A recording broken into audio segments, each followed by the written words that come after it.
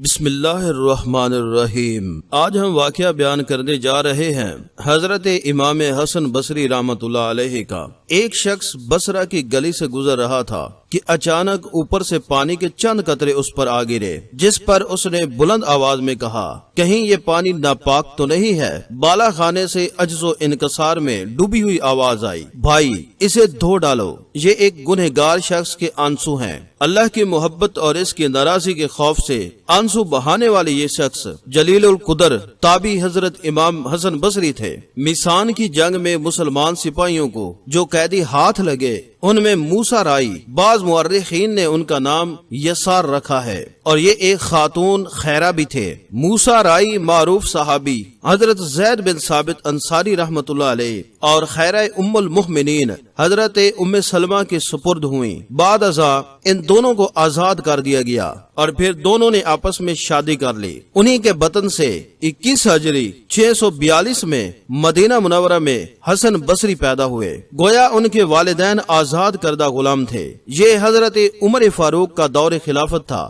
نومولود کو ان کی خدمت میں لایا گیا تو انہوں نے اس کے منہ میں کھجور چبا کر ڈالی اور دعا فرمائی، اے اللہ اسے دین کے علم کا ماہر اور لوگوں میں محبوب بنا، اور پھر دنیا اس کی دعا کی قبولیت اپنی آنکھوں سے دیکھ لی۔ نیز حضرت عمر فاروق رضی اللہ عنہ نے یہ بھی فرمایا، یہ تو بہت خوبصورت بچہ ہے، اس لیے اس کا نام حسن رکھو۔ آپ کی والدہ جو ام المؤمنین حضرت ام سلمہ رضی اللہ عنہ کی کنیز تھی، کسی کام میں مصروف ہوتی اور آپ رونے لگتے تو ام المؤمنین آپ کو چپ کروانے کے لیے اپنی گود میں لے لیتی اور اپنا دودھ پلایا کرتی تھی۔ آپ رحمت اللہ علیہ کے لیے یہ بھی دعا کرتے، اے اللہ حسن کو مخلوق کا رہنما بنا دے۔ یوں آپ نے حضرت ام سلمہ کے بابرکت ہاتھوں میں رسول اکرم صلی اللہ علیہ وسلم کے گھر میں پرورش پائی۔ لوگ کہا کرتے تھے کہ حسن بصری سے معلوم و معارف جو دریا سے پھولے ہیں، وہ در حقیقت اسی دودھ کا فیض ہے۔ اس خوش نصیب بچے کو امہات المؤمنین کے گھروں میں آنے جانے کا موقع ملتا رہتا۔ حسن بصری فرمایا کرتے تھے، بچپن میں ازواج مطہرات کے گھروں میں میرے آنے جانے اور کھیل کود سے چہل پہل رہتی۔ بعض اوقات میں اچھلتا کودتا گھروں کی چھتوں پر چڑھ جاتا۔ اس طرح ان کی تربیت امہات المؤمنین کے گھروں کی پاکیزہ فضاؤں میں ہوئی۔ 10 برس کی عمر میں قرآن پاک حفظ کر لیا تھا۔ 14 برس کے ہوئے تو والدین کے ساتھ بصرہ منتقل ہو گئے۔ آپ بہت وجیح اور حسین و جمیل تھے، جسم مضبوط اور متوازن تھا، سر پر گھنے بال بہت خوبصورت لگتے تھے، امامہ باندھتے اور اس پر چھوٹی سی سبز چادر اوڑھتے، ہلکی مونچھیں رکھا کرتے تھے۔ حضرت شبی رحمت اللہ علیہ نے بصرہ جانے والے ایک شخص سے کہا، اہل بصرہ میں تم جس شخص کو سب سے زیادہ خوب رو اور صاحب جلال پاؤ تو جان لو کہ وہی حسن بصری ہے۔ جہاد سے واپس آئے تو عوام کی حالت دیکھ کر آپ کا دل کڑتا،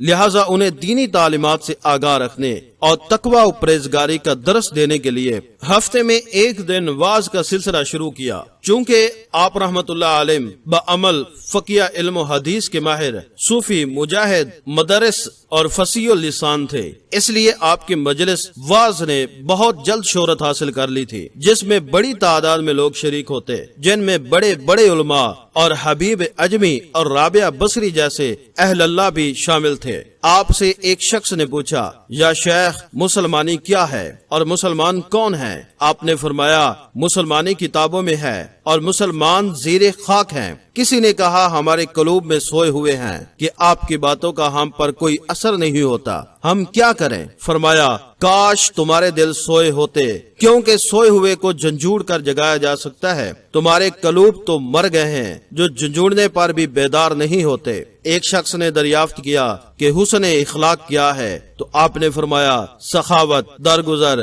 اور برداشت کرنا۔ آپ نے فرمایا کرتے تھے، آدمی کی مروت، اس کی زبان کی سچائی، اپنے بھائیوں کا بوجھ اٹھانا، اہل زمانہ کے لیے بھلائی عام کرنا اور اپنے پڑوسیوں کو تکلیف دینے سے روکنا ہے۔ فرمایا، جن میں 4 چیزیں ہوتی ہیں، اللہ تعالیٰ انہیں جنت میں داخل فرماتا ہے اور اپنی رحمت ان پر عام کر دیتا ہے۔ والدین کے ساتھ نیکی، اپنے مملوک یعنی کہ ملازم کے ساتھ نرمی، یتیم کی کفالت اور کمزور کی مدد۔ ایک شخص آپ کی مجلس میں آیا اور خشک سالی کی شکایت کی، آپ رحمت اللہ علیہ نے اسے استغفار کی تلقین کی۔ کچھ دیر کے بعد دوسرا شخص آیا، اس نے بے اولادی کی شکایت کی، آپ نے اسے بھی استغفار کی تلقین کی۔ کچھ دیر بعد ایک اور شخص آیا جس نے فقراء و فاقے اور تنگ دستی کی شکایت کی، آپ نے اسے بھی استغفار کی تلقین کی۔ کسی نے اظہار تعجب کیا کہ سب کے الگ الگ مسائل مگر جواب ایک ہی ہے، تو امام حسن بصری رحمت اللہ علیہ نے فرمایا، کیا تم نے قرآن پاک کی یہ آیت نہیں پڑھی جس کا ترجمہ یوں بیان کیا جاتا ہے؟ چنانچہ میں نے ان سے کہا، یعنی کہ حضرت نوح نے اپنی قوم سے کہ اے پروردگار سے مغفرت مانگو، یقین جانو وہ بہت بخشنے والا ہے، تم پر آسان سے خوب بارشیں برسائے گا اور تمہارے مال اور اولاد میں ترقی دے گا اور تمہاری خاطر نہریں مہیا کرے گا۔ فرماتے تھے بھیڑ بکریاں انسانوں سے زیادہ باخبر ہوتی ہیں کہ چرواہے کی ایک آواز پر چرنا چھوڑ دیتی ہیں، اور انسان اپنی خواہشات کی خاطر احکام الہی کی بھی پرواہ نہیں کرتا۔ بروں کی صحبت سے بچو کیونکہ صحبت بد نیک لوگوں سے دور کر دیتی ہے۔ تقوی کے 3 مدارج ہیں، اول غیظ و غضب میں بھی سچی بات کہنا، دوم ان اشیاء سے احتراز کرنا جن سے اللہ تعالیٰ نے اجتناب کا حکم دیا ہے، سوم احکام الہی پر راضی ہونا۔ اگر تم دیکھنا چاہتے ہو کہ تمہارے بعد دنیا کی کیا کیفیت ہوگی تو یہ دیکھ لو کہ دوسرے لوگوں کے جانے کے بعد کیا نوعیت رہی۔ ہائے افسوس، ہائے انسان، کیا تجھ میں اللہ تعالیٰ سے جنگ کی طاقت ہے؟ کیونکہ جو شخص اللہ تعالیٰ کی نافرمانی کرتا ہے حقیقت میں وہ اللہ تعالیٰ سے جنگ کرتا ہے۔ بلا شبہ اہل تقوی کی چند علامات ہیں جن سے وہ پہچانے جاتے ہیں: سچی بات کرنا، عہد و پیمان پورا کرنا، صلح رحمی، کمزوروں پر رحم، فخر و غرور نہ کرنا، نیکی کو عام کرنا، حسن اخلاق سے پیش آنا۔ اے انسان، اللہ کی حرام کردہ اشیاء سے رک جا، تو عابد ہو جا، اپنے مقدر پر راضی ہو جا، تو غنی ہو جائے گا۔ اپنے قرب و جوار میں رہنے والوں سے حسن سلوک کر، تو مومن ہو جائے گا۔ لوگوں کے لیے وہی پسند کر جو اپنے لیے پسند کرتا ہے، تو عادل بن جائے گا۔ کم ہنسا کر کیونکہ یہ دل کو مردہ کر دیتا ہے۔ بعض کتب میں یہ واقعہ درج ہے کہ حضرت سیدنا علی المرتضیٰ بصرہ تشریف لائے تو تمام افراد کو واز کرنے سے روک دیا تاکہ عوام تک درست دینی تعلیمات ہی پہنچائی جا سکے۔ تاہم صرف حضرت حسن بصری رحمت اللہ علیہ کو واز کا سلسلہ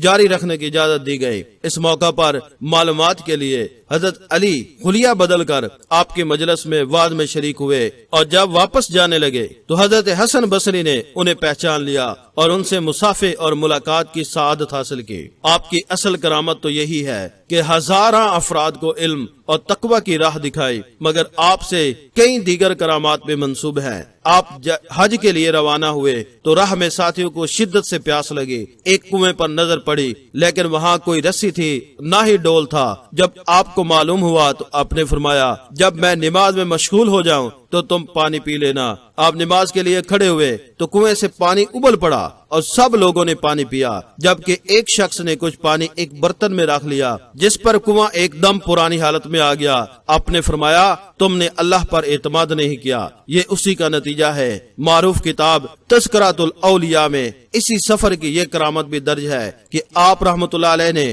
لوگوں کو راستے میں سے کچھ کھجوریں اٹھا کر دے جن کی گٹھلیاں سونے کی تھیں۔ لوگوں نے وہ گٹھلیاں بیچ کر کھانے پینے کا سامان خریدا اور صدقہ بھی دیا۔ آپ کی ازواجی زندگی اور اولاد سے متعلق زیادہ مواد درست یاب نہیں، تاہم کئی مقامات پر آپ رحمت اللہ علیہ کے لیے ابو محمد، ابو سعید، ابو نصر اور ابو علی کی نیت استعمال ہوئی، جس سے پتہ چلتا ہے کہ آپ کے کئی صاحبزادے تھے۔ آپ کے 2 بھائی کا بھی تذکرہ ملتا ہے جن میں حضرت سعید عالم حدیث اور حضرت عمار ممتاز صوفی تھے۔ آپ کا وصال مبارک 1 رجب 110 ہجری کو 99 برس کی عمر میں بصرہ میں ہوا۔ وہیں آج بھی آپ کا مزار مرجع خلائق ہے۔ بعد نے تاریخ وفات 4 محرم الحرام 111 ہجری 8 اپریل 729 بھی تاریخ کی ہے۔ تعبیر رویہ کے امام حضرت محمد بن سعیرن کو کسی نے کہا میں نے خواب میں دیکھا ایک پرندے نے مسجد سے سب سے بہترین کنکری لی ہے،